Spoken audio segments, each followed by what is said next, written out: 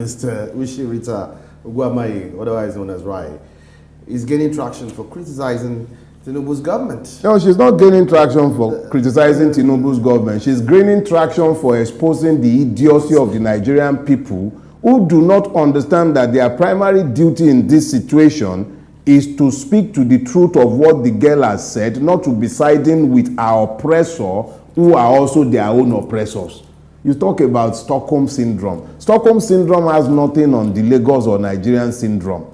This is one place where the oppressed constantly fight against those speaking to the truth of their oppression or looking to free them from their servitude.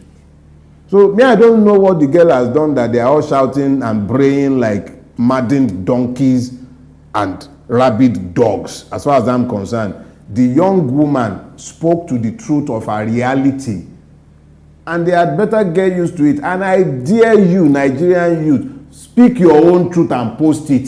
If it is only Raye, they will be chasing her up and down the place. We should probably even have a day where everybody speaks to their experiences and post it online, and then let's see how many people they are going to go and arrest. Look, this is not about Raye. It's about allowing an atmosphere of fear where people are afraid to express their pains. How do you beat a child and then demand that the child should not cry? How? So Raye is not about Raye, it's about us as a collective. If you have found the capacity to criticize that girl for saying what you know to be the truth, you might quarrel with her language. And I know a lot of people quarrel with my own language as well. But it is not my duty to speak in a language that is pleasant to my oppressor. My oppressor can go do one just because he doesn't like my language. I hope he doesn't like it. When I speak in terms that are provocative, it is deliberate. I want the person who is oppressing me, limiting my capacities in my country, to be angry by my capacity to also speak to the fact of my situation. So if the girl has spoken in a manner that they don't like, let them address the truth of what she has said. To be all these farcical gyrations, she abused the president. How did she? He's a terrible president. Is that a lie? How much more terrible does the president have to be before we say he's terrible? He is terrible. The quality of life has been eroded for everybody, from the lowest to the highest. The only people who are having anything good in Nigeria today are essentially people who have been offered one toll gate or the other from which to be feeding fat on the Nigerian people, or they have direct access to the public purse. So if a youth corper who is feeling the pinch of life in Lagos speaks to that fact, how does that become an offense? We have become... the painful thing is that what is important is abandoned, ignored, and then we are chasing shadows. You don't like the way the girl said the truth that she has said. Many Nigerians actually admire your courage, but fear government retaliation, as they're saying. Fear. What will you say to young Nigerians who want to fight injustice but are afraid, sir? See, the first thing you do if you want to fight injustice, speak. What Raye has done is to speak. You might not like the way she has spoken her truth. Speak it the way you feel it should be spoken. But do not take away a person's capacity to speak to the fact of their reality. Yorubas will say that the inability to speak to your pains is the beginning of your ruination. The girl spoke to her reality. If more Nigerians will speak to their reality, maybe they will be so uncomfortable they might even begin to do the right things. Finally, sir, if you had just one message to share with Nigerian people right now, what will it be? If you gain nothing else before 2027, make sure you have the capacity to choose who rules you. Because these ones that you are not choosing, they are ruining you. Look at what they are doing in Rivers. He offers you an example. And the fact that Yakubu Mahmoud is still in office is a slap on every Nigerian. That guy should be out of that place, and we should be focused on electoral reform. That's the only thing I would love them to hear. So this is a lot. This is a whole lot to decompress, a whole lot to unpack, a whole lot to unpick. First of all, this is in response to the copper girl who spoke up and told the entire world that somebody's trying to clamp her down for speaking up about the terrible nature, the terrible nature of the Nigerian state at the moment in terms of goods and services and the way Nigeria has actually been run. And she called the government and Tinubu's government a terrible government, and she called Tinubu a terrible president. Now, before we unpack all those things that Dele farotimi talked about, I'd like for you, if you're just meeting this content for the first time, please like, share, subscribe. Please subscribe so that we can continue to go deeper into fixing our country and lend our voices towards making sure that the rights of the people are the ones governing Nigeria. And if you're one of those who have been following us for a while, have not yet subscribed, please do so. There's nothing stopping you right now. Be part of the change movement that we're bringing, and we're not going to stop talking. Okay, this is a guarantee. I'm not stopping anytime soon. I'm not going to stop talking about how terrible our government have been and how terrible the government is at the moment and how terrible Bola Tinubu is as a president, because it was terrible from day one and it's not stopped yet. Now, so responding to Dele farotimi's response to the traction that Rise comments making around and globally, we have become so accustomed to being slaves or being stuck with our oppressors and our abusers. Literally saying that the Stockholm syndrome, without even fully understanding and knowing that, we've now become so stuck to now appealing to our abusers, our government, the people who put us under, the people who still pillage our country, so much so that they now live so fat off of us, so much so that whenever we speak, they clamp us down. And they've now used Nigerians to clamp us down even more. Example, Reyes spoke up. Others were coming to say, why is she abusing the president?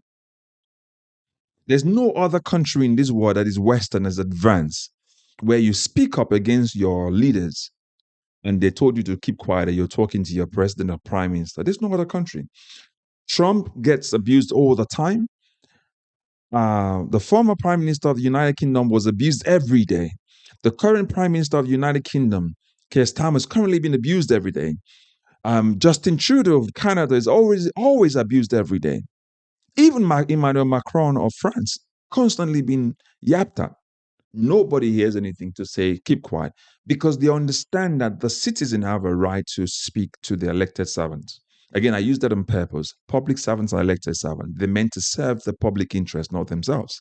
And we don't elect people to become lord over us.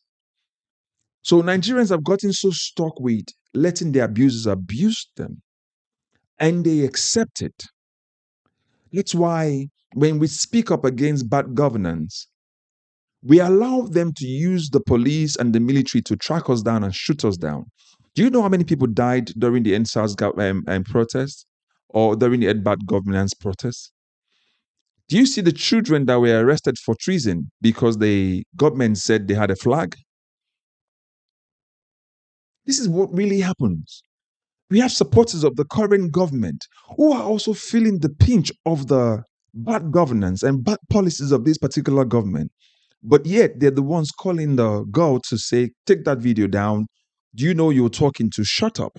I'm not your mate. I'm going to do something about it. I'm not your mate in statement that we hear from Nigerians all the time, where I'm not your mate. You don't talk to me like that, even when you're in the wrong. And another thing we mentioned is this change that we're pushing for. Nobody's going to give it to us. If you remember one of the videos I did one time where Amechi mentioned that Tinubu is not going to give you power, you got to take it from him. As Nigerians, this APC Tinubu government would not give us the power that we want. We have to go get it. This current Senate that we have would not give us the change that we want. We have to go get it. This current National Assembly that we have in Nigeria will not give us the kind of change that we want. We have to get it. We have to push for the removal of Yakubu Mahmoud. We have to. If not, nothing's going to change. The outcome of what we had in 2023 is what is going to remain there. The man had the audacity. Every off-cycle election that's happened has been plagued with the same election rigging. In those states, Rivers State, Ondo State, name it. All of those off-cycle elections that happened were all plagued with rigging, including Imo State. Every situation that's happened since Mahmoud Yakubu took over has been disaster. Every election. In every election, the Supreme Court has given to APC. Go and check all of state that APC governs. Imo State is an example. It's destruction. Look what is happening in those states at the moment. And tell me if it's not a symptom of all the things that you see with APC government. At that time, they were telling you that Tinubu built Lagos. Tinubu built Lagos. It should be given the chance to build Nigeria. Have you seen the way Tinubu built Lagos? He built Lagos to suit himself. I fashioned Lagos to his own image. That's what you are asking to give Nigeria as well. Dele made mention of the same thing about the Nigerian judicial system, where it has become hereditary, where a father, when they're passing they're making their children judges, right from the last Chief Judge of the Federation, Ariwola, whatever his name is now hereditary. If you go and check it, former judge child now becomes the judge without the experience. And what do you expect? These are the children and the godfather of those children. They will only make judgment that will suit those people. So we have to stop being afraid. We have to speak up. Our current government is a terrible government. And we've had this terrible government for a while. We've just been kept quiet. We need to go for them one after the other. We need to make sure that they realize that we'll not sleep. Listen, we are the generation that will not be put down anymore. Our parents had no choice because they were coming from the civil war. So they have to play good so that they can feed their children. Now we are the children who have now realized that we can't be kept quiet anymore. So wake up. Wake up. There's terrorism all over Nigeria. There's kidnapping, there's banditry all over the nation. If you go and check it right now, there's no food in Nigeria because of what? Headsmen are killing the farmers. And when the farmers speak up and fight back, the Supreme Court sentenced them to life imprisonment or to death. What sort of nation are we running? What sort of leaders do we have? We have to make sure that 2027 is not the same. Don't leave this thing to Wike and Tinubu. Don't leave this thing to Akpabio and the Senate leadership. Don't leave this thing to the National Assembly leadership. It's going to be the same. At the state level, at the federal level, and the local government level, we have to do a complete 360. I'm telling you, don't leave it to the hands of these people. They are corrupt as hell. Look at, just yesterday, $25,000 bribe to let lawmakers pass to bribe lawmakers to pass this illegitimate and illegal state of emergency in Rivers State, all for one purpose: 2027 election. I've told you guys before, go and check my other videos. I would advise you go check other videos I have done. Everything is geared from day one when Tinubu took over, is geared towards 2027 election. That's why from day one, the day Fubara rebelled against Wike, from that day one, Rivers State became chaotic. You have to stop sleeping. Wake up. Wake up. Be active. Don't be passive anymore. Be very, very active. This government, this Tinubu government, would have ruined Nigeria by the time he's done. He would have ruined Nigeria by the time he's done. I'm telling you, go and see what happened in Lagos State. They're not telling you guys the truth. Lagos State smells, and you're now knowing that now. So now you know that he didn't build Lagos. He built a system that will continue to put money into his pocket. It's exactly what Wike was trying to do. Wike wanted to follow the same pattern of Tinubu, where you use the system to build his portfolio, so much so that he can bribe judges, police, INEC. God knows how much they've been bribed and where they've put that money. And the world is looking at Nigeria and thinking, what is wrong with these people? With all the potentials that you have, how is it that you still live in poverty? All because of our corrupt political leaders. So wake up. I'm actually enjoining all of you. If you've subscribed, please Continue to watch and keep your comments coming. If you've not subscribed yet, please do so. And I'm enjoying all of you. Don't stop. We cannot let this 30 days challenge be where we put a full stop to it. No. We got to continue. We call Tinubu today. After this 30 days is over, we call Akpabio. After the 30 Akpabio is done, we call Michael Dele, the Senate leader. We call him out. We call the National Assembly the House of Representatives Speaker. From there, we go to Shatima. From every one of them, when we enter into the states, we will make life miserable for them until they realize that we're not joking anymore. This 2027 election is not a joke.